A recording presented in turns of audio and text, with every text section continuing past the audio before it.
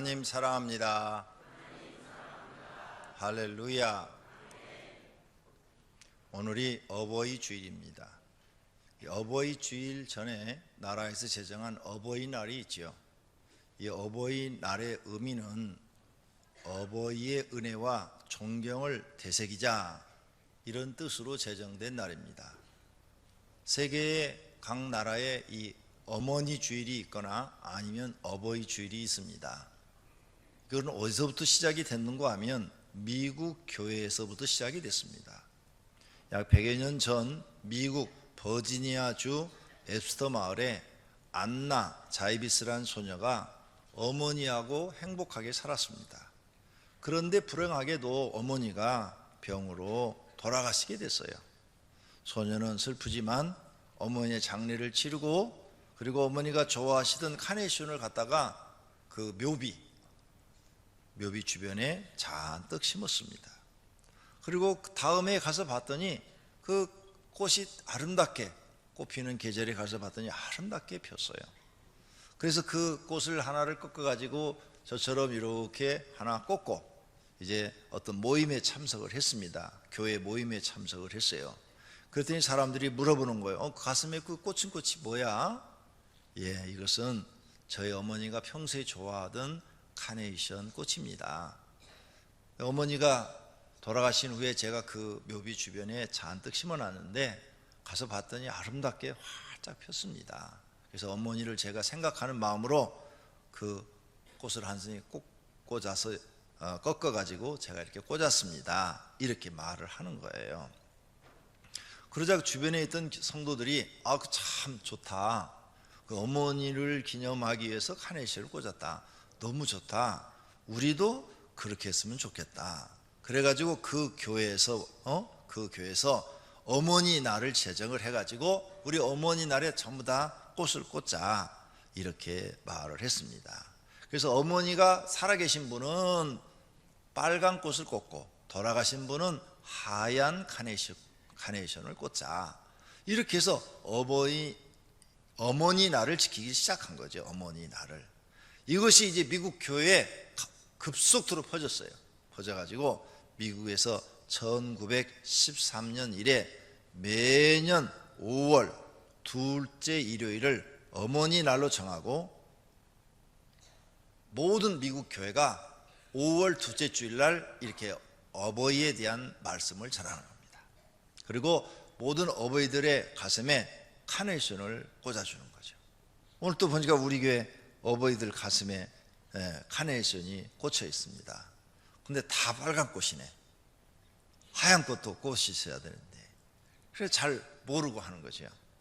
그래서 빨간 꽃은 어버이가 살아계신 분, 하얀 꽃은 돌아가신 분, 그런 분들이 꽂게 됐다, 그 말이죠.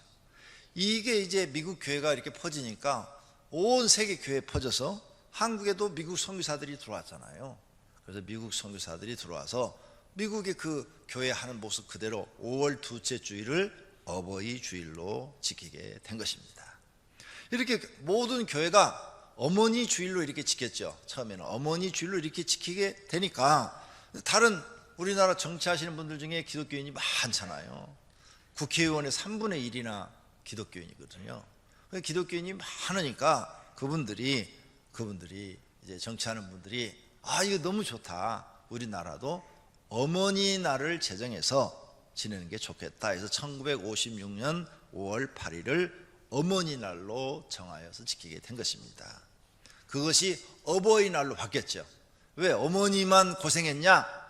아빠도 고생했다. 그래서 함께 지키자. 그래갖고 어버이로 바꾼 것이 1993년 3월 30일에 어버이날로 명칭이 바꾸어서 국가적 기념일로 어버이날, 또 교회에서는 어버이 주일 이렇게 지키게 된 것입니다. 그러니까 한국 교회에 우리가 굉장히 큰 공을 세운 거죠. 또 대한민국의 이 어버이날을 제정하게 된 동기가 교회에서 나왔다는 것에 대해서 우리는 행복하게 생각해야 될 줄로 믿습니다. 자, 오늘이 어버이 주일이기 때문에 또 효에 대해서 생각을 해보도록 하겠습니다. 효란 무엇인가? 과거에 조선시대 때 효는 마음과 물질로 자식이 부모님을 봉양하는 것을 효라 그랬어요. 그래서 자식은 마음으로도 어머니 아버지를 공경하고 물질로 잘 섬겨드리는 거, 마음으로도 하고 돈을 벌어서 내가 나가서 일을 해서 어머니 아버지 먹고 사는 거 걱정이 없도록 돌아가실 때까지 잘 봉양하는 거, 그걸 효라고 그랬어요. 그런데 지금 현재는 어떻게 생각하느냐? 현재의 효는 많이 바뀌었어요. 현재의 효는 부모와 자녀 간에 조화가 있고 그리고 화합이 되고 소통하고 상생하는 것, 이렇게 돼 있어요. 말이 어렵죠? 쉽게 풀으면 부모와 자녀가 다투지 않고 화합하며 사는 것, 그리고 조화를 이루어서 사는 것, 그 다음에 서로 대화, 소통하는 것, 소통, 그 다음에 같이 사는 것을 상생이라고 그래요. 부모도 행복하게 살고 자식도 행복하게 사는 이러한 관계를 유지해 나가는 것이 효다. 왜 그러느냐? 요즘은 효 사상이 없어져서 부모를 남 몰라라 하는 사람들이 너무 많기 때문입니다. 부모를 전혀 생각하지 않고 결혼해서 자기들만 알고 사는 사람, 결혼 안 했어도 또 집을 나가서 자기만 알고 부모는 쳐다보지도 않고 5년 10년 돼도 연락도 안 하는 사람, 이런 사람들이 많아졌기 때문에 이제는 부모하고 화합하고 조화를 이루고 소통하고 같이 상생만 해도 그 사람은 참 효도하는 사람이다, 이렇게 말을 한다고 말을 하는 것입니다. 이렇게 하는 사람도 요즘은 매우 적다는 거죠. 갈수록 효 사상이 없어지고 있습니다. 그래서 신문에 또 뉴스에 끔찍한 일들이 벌어집니다. 2009년 12월에 아버지와 집에서 말다툼하던 A씨는 화를 이기지 못하고 골프채 등으로 아버지를 막 때려서 숨지게 하고, 그 사실이 발각될까봐 어머니까지 칼로 살해를 했어요. 신문에 크게 났죠. 뭐 이런 게 너무 많아요. 너무 지금 많아. 어떤 자식은 부모가 생명보험에 들어놨어. 그래서 그 생명보험 달라고 부모를 죽여요. 그런 페루나도 있어요. 이게 뉴스에 다 나온 내용들이에요. 어떤 중학교 3학년 아이는 게임에 빠져있는 3학년 남자 아들한테 부모가 막 야단을 했어요. 공부 안 하고 게임만 한다고. 그랬더니 모친 어머니를 살해해버렸어요. 이런 페루나들이 요즘은 너무 많죠. 또 어떤 자녀는 부모님한테 가서 사업자금 좀 대달라고 막 말하는데, 네가 가져간 게 지금 몇 번이냐? 몇 번이나 사업자금 대주는데 다 망하고 또 달라고 그러냐? 없어. 그래서 안 주니까 부모를 살해해버렸어요.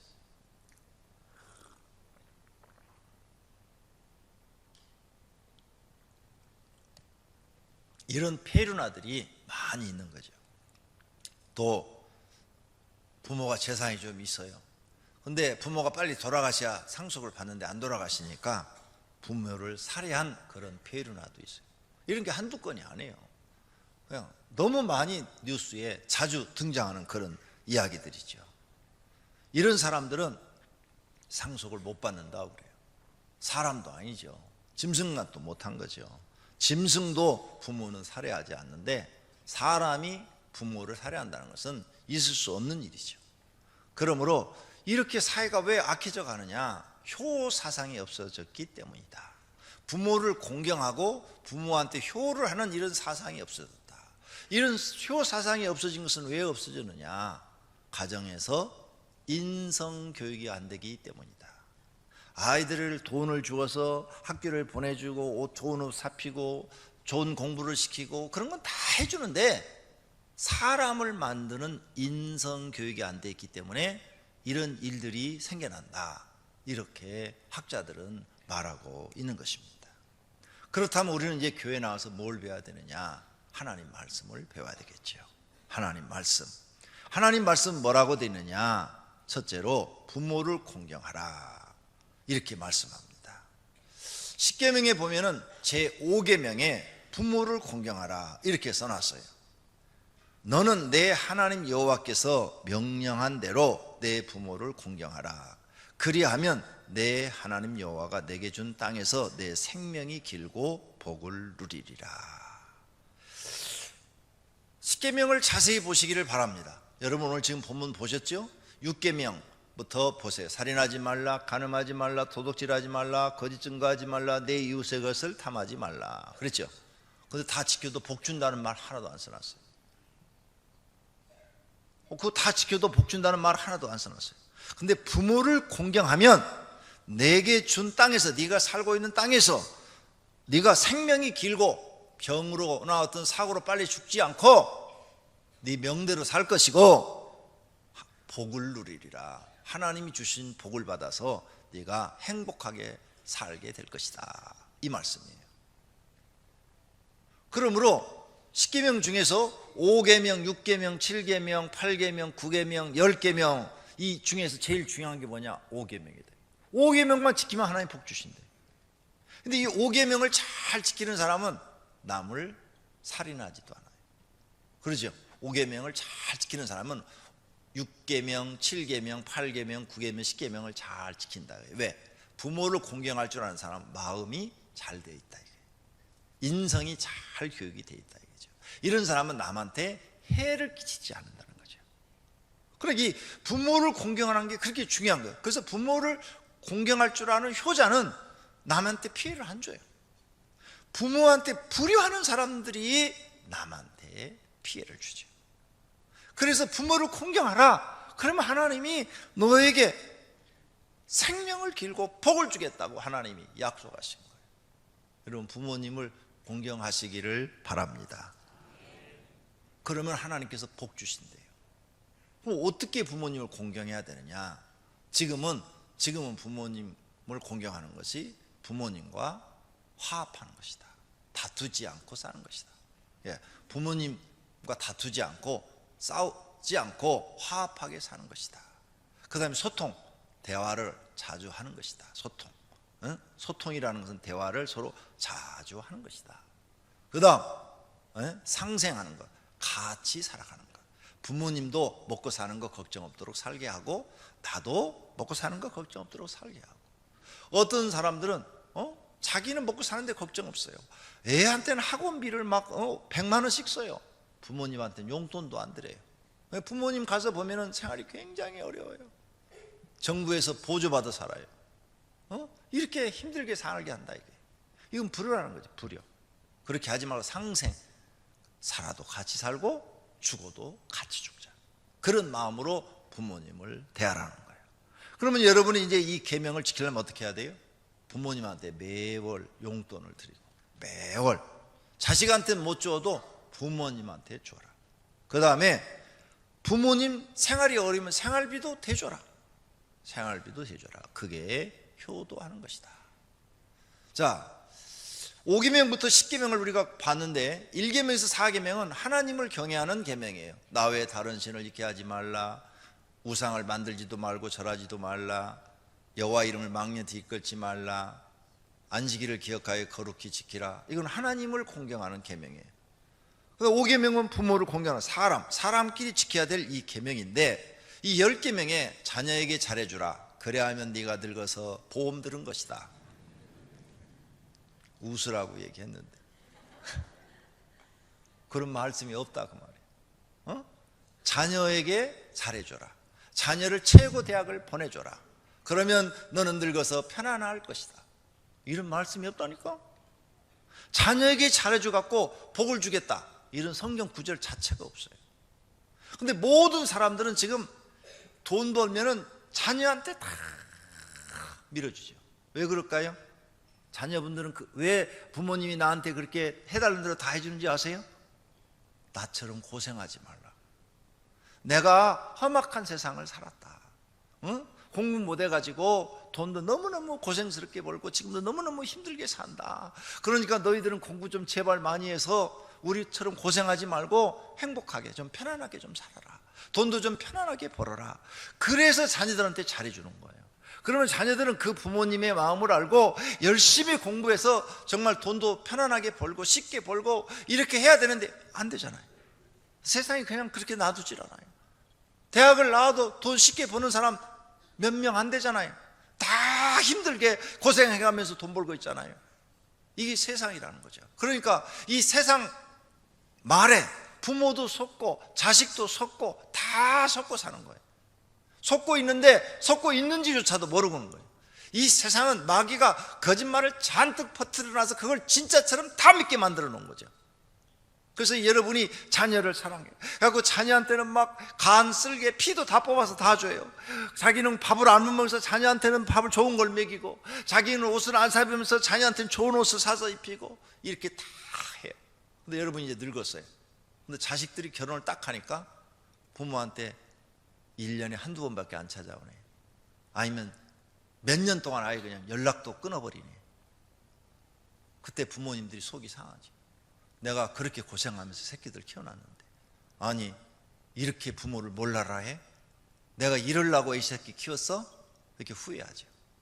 근데 그 자식들이요 또 결혼을 해요. 그러면 자식밖에 몰라요. 자식밖에. 그냥 돈 벌어가지고 전부 자식한테 투자하는 거죠. 고생해가면서 또 자식 대학 보내려고 하고 어떻게든지 대학 나오게 해주려고 계속 이게 내려가는 거죠.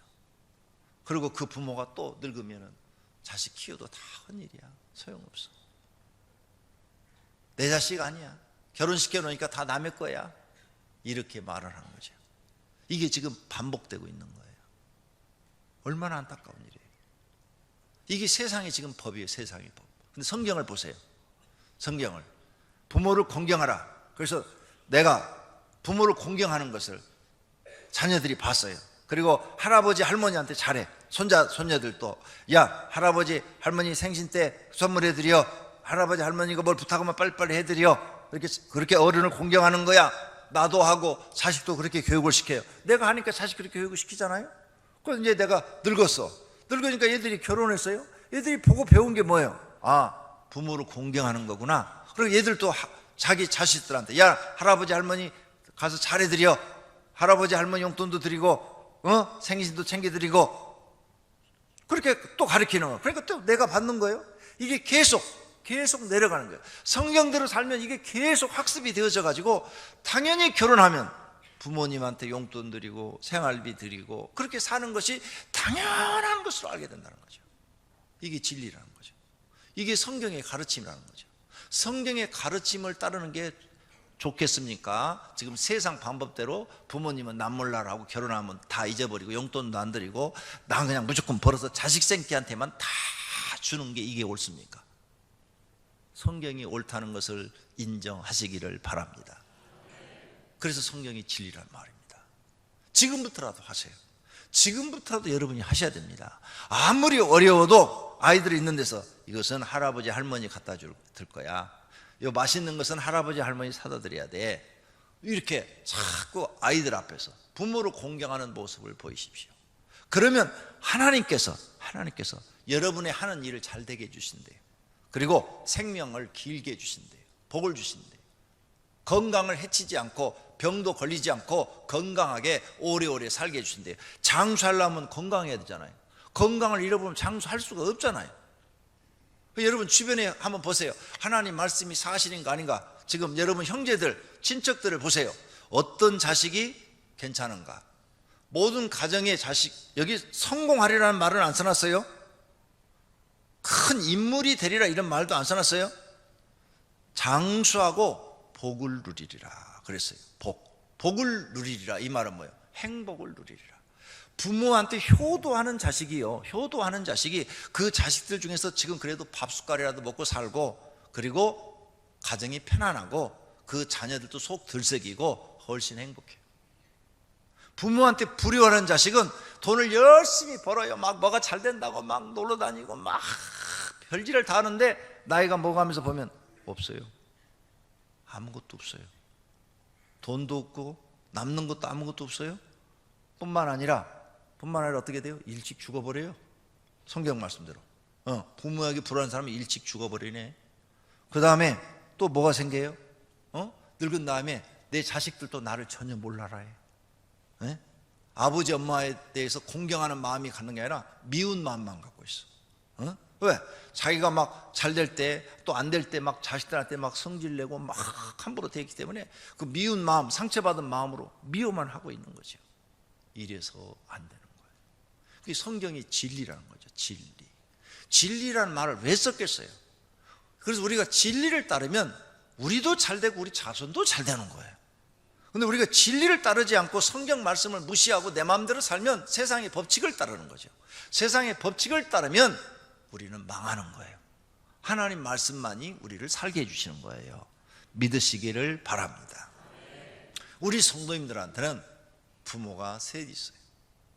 육신의 부모가 있죠. 교회 나오면 믿음의 부모가 있어요. 분명히 성경에 디모데한테 바울은 믿음의 아버지라고 그랬어요. 믿음의 아버지, 부모가 있어요. 그래서 교회 나오면 믿음의 아버지라 이렇게. 그 다음에 어떤 분들은 교회 목사님들을 영의 아버지 이렇게 말했는데 그건 잘못 말한 거예요. 목사는 절대 영의 아버지가 아니에요. 영의 아버지는 하나님만이에요. 하나님만. 그리고 우리 정확하게 용어를 써야 돼요. 믿음의 아버지 있어요. 그 다음에 우리에게 또 세 번째 부모가 계시는데 영의 아버지, 우리를 창조하신 하나님 아버지가 있어요. 그래서 여러분은 이 세 분을 잘 공경해야 돼요. 공경을 해야 그분의 말을 들어요. 여러분이 부모님을 공경하는 마음이 있어야 부모님이 옳은 말을 할 때 그 말을 들어요. 그런데 부모님을 공경하는 마음이 없으면 옳은 말을 해도 안 들어요. 그러면 복을 못 받아요. 하나님께서 옳은 말을 우리에게 했어요. 근데 안 들어요. 그럼 복을 못 받는 거예요. 하나님 우리에게 옳은 말씀을 했어요. 그럼 들어야 되는 거죠. 들어야 복을 받는 거예요. 맞습니까? 목사가 교회에서 옳은 말을 했어요. 설교 시간에. 그럼 들어야 되는 거예요. 근데 공경하는 마음이 있어야 듣지요. 미워하는 마음이 있으면 내가 여기서 천사의 말을 해도 안 들어요. 하나도 안 듣습니다. 내가 여러분 내 말을 안 듣지요. 나를 미워하고 있다는 걸 제가 잘 알고 있어요. 그러니까 여러분이 하나님 말씀 안 듣지요? 하나님 미워하고 있는 거예요. 하나님을 사랑한다면 하나님 말씀을 잘 듣는 거예요. 그래서 예수님이 이렇게 말했어요. 너희가 나를 사랑한다면 내 계명을 잘 지켜라 그랬어요. 그러니까 하나님 말씀을 잘 들으라고 말이에요. 하나님 말씀을 잘 듣는 사람이 하나님 사랑하는 사람이에요. 부모 말을 잘 듣는 사람이 부모를 공경하는 사람이죠. 부모가 좋은 말 했어요. 옳은 말 했어요. 옳은 말. 옳은 말 했으면 그게 나한테 쓴 약이 돼도 다 들어야 되는 거죠. 그래야 내가 사람이 되는 거예요. 근데 안 듣는단 말이에요. 안 들으니까 사람이 못 되고 내 마음대로 세상 살았는데 이제 나이 40, 50이 돼 보니까 세상 내 마음대로 돼요? 안 되잖아요. 20대는 내가 나가서 뭐든지 하면 될 것 같았지요? 근데 40, 50 돼 보니까 안 돼요. 60대면 아예 포기를 했어요. 이제 세상 내 마음대로 안 된다는 거 아예 포기하고 아무것도 도전하지를 않아요. 이제 현상만 유지해도 다행으로 생각을 하는 거예요. 그래서 40대는 아직 도전할 수 있는 기회가 있잖아요. 근데 여러분 마음대로 안 돼요. 하나님이 복을 주셔야 되는 줄로 믿습니다. 그러면 우리는 이 세 분의 부모를 공경하면 공경하라는 게 뭐예요? 말 잘 들으라. 옳은 말 할 때는 잘 들으라. 틀린 말을 하면 들으면 안 돼요. 주님 안에서 공경하는 거예요. 그래서 부모님이 술 받아와라 그러면 안 받아도 돼요. 담배 사와라 그러면 담배는 몸에 해로우니까 드시지 마세요. 이래도 된다고요. 나쁜 짓 가서 도둑질해 와라. 그럼 도둑질해 오면 안 되잖아요. 주 안에서라는 말을 잊어버리지 마세요. 하나님 말씀 안에서요. 목사라고 해서 목사 말 다 들을 필요 없어요. 목사가 틀린 말을 해요. 그러면 절대 들을 필요가 없어요. 목사도 사람이니까 틀린 말 할 수 있어요. 근데 하나님은 틀린 말씀을 안 하셔요. 절대 안 하셔요. 단 한 말씀도 틀린 말씀을 안 하셔요. 그러니까 하나님 말씀은 무조건 들어야 될 줄로 믿습니다. 그러면 성도님들이 복을 받는 거예요. 지금 우리가 살고 있는 이 시대는 너무 인성교육이 안 돼 있죠. 그래서 우리 자녀들을 어떻게 키워야 잘 키울지, 이렇게 부모를 공경하는 사람을 만들어야 될지 마음은 있는데 가르치는 방법을 잘 모르는 거예요.